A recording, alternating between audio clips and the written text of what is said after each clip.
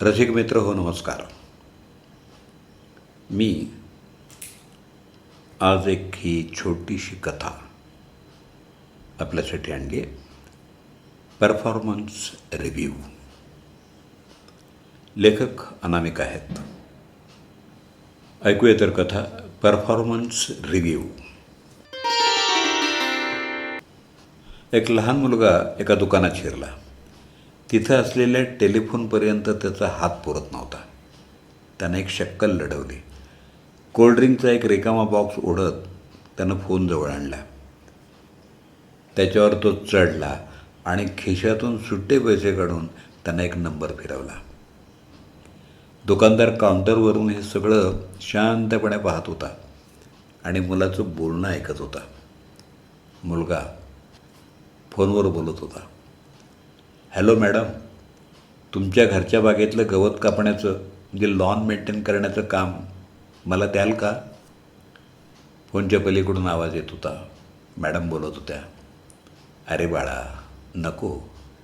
माझ्याकडं आधीच एक मुलगा हे काम करतोय. एका सराईत सेल्समनसारखी ऑफर देत तो म्हणाला, मॅडम, तो जेवढे पैसे घेतो ना, त्याच्या निम्म्या पैशात मी तुमची बाग चकाचक करून देईन. नाही रे बाळा, सध्या जो मुलगा काम करतोय त्याच्या कामावर मी अत्यंत खुश आहे. मला त्याला बदलायचं नाही. शेवटचा हुकमी एक्का टाकत तो मुलगा म्हणाला, मॅडम, मी फक्त गवतच नाही कापणार, तर तुमच्या घरापुढचा रस्ता आणि फुटपाथ पण मोफत झाडून देईन.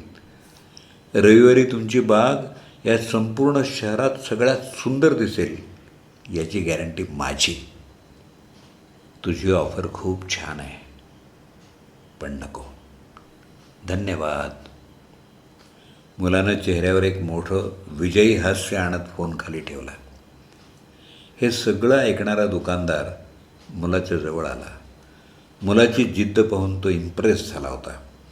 दुकानदार म्हणाला, बेटा, मला तुझा हा नेव्हर गिव्ह अप हा ॲटिट्यूड खूप खूप आवडला.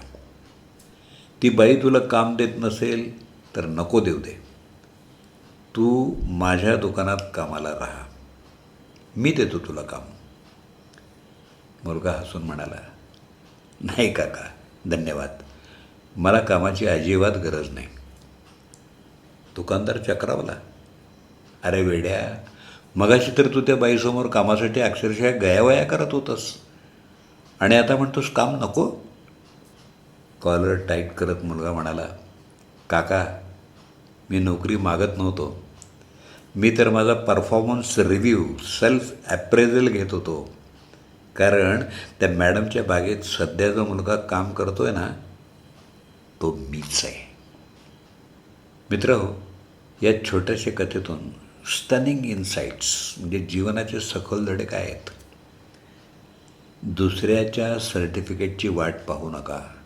आपण अनेकदा बॉस, समाज किंवा घरच्यांकडून शाबासकी मिळवण्याची वाट पाहत बसतो. पण खऱ्या विजेत्याला दुसऱ्यांच्या सर्टिफिकेटची गरज नसते. तो स्वतःचा सर्वात कडक ऑडिटर असतो. तुमचं काम रिप्लेस करण्यासारखं आहे का? त्या बाईला निम्म्या पैशात आणि एक्स्ट्रा काम करणारा पर्याय मिळत होता, तरीही तिनं नकार दिला. का? कारण सध्याच्या मुलाच्या कामाच्या दर्जावर तिचा अफाट विश्वास होता. जगात कोणतीही मंदी आली तरी क्वालिटी देणाऱ्या माणसाला कधीच मरण नसतं. खरा फीडबॅक घेण्याची हिंमत पाहिजे. आपण स्वतःला कितीही भारी समजत असू, पण समोरच्याच्या नजरेत आपली खरी किंमत काय आहे हे पडताळून पाहण्याची हिंमत फार कमी लोकांमध्ये असते. या मुलानं कोणतीही ओळख न सांगता आपला अत्यंत निपक्षपाती फीडबॅक, अनबायस्ड फीडबॅक मिळवला होता. सारांश, द अल्टिमेट एसेन्स यालाच कॉर्पोरेट भाषेत सेल्फ ॲप्रेझल, स्वमूल्यांकन म्हणतात.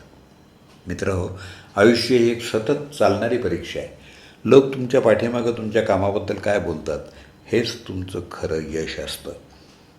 जेव्हा तुम्ही स्वतःच्याच कामावर शंका घेऊन एक त्रयस्थ व्यक्ती म्हणून स्वतःलाच प्रश्न विचारता, तेव्हा तुम्हाला तुमच्यातल्या खऱ्या त्रुटी आणि खरी तुमची ताकदही समजते. म्हणून जगाशी स्पर्धा करण्यापेक्षा स्वतःशीच स्पर्धा करा. स्वतःलाच विचारा, जर मी माझाच बॉस असतो तर मी स्वतःला नोकरीत ठेवलं असतं का? आणि जर याचं उत्तर हो असेल तर तुम्ही योग्य मार्गावर आहात.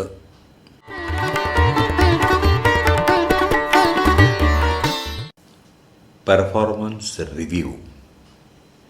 लेखक अनामिक. आपल्या प्रतिक्रिया आणि अभिप्राय मी अनामिक लेखकाला समर्पित करतो.